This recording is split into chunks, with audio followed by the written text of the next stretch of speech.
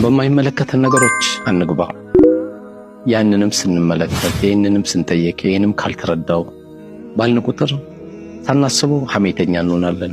ሳናስበው በሰው ላይ እንቀናለን።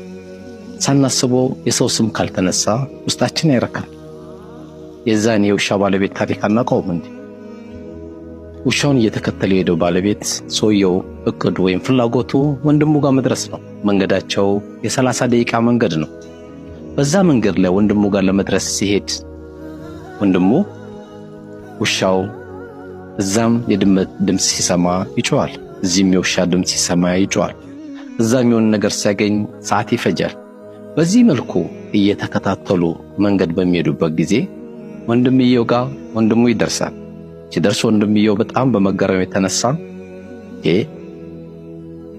አብራችሁን የመጣችሁት ነገር ግን አተነፋፈሳችሁ አይደለም፣ ውሻው እያለከለከ ነው፣ አንተ ግን ኖርማል ነው አተነፋፈስ ሲለው፣ አይ እኔ የመጣሁት የመጀመሪያም ከቤቴ ስነሳ አንተን ለማግኘት ነው።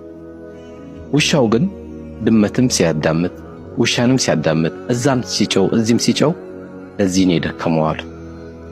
በማይመለከተን ነገሮች የገባን ጊዜ ብዙ ድካሞች ይኖራሉ፣ ሸክማችንም አይችለውም።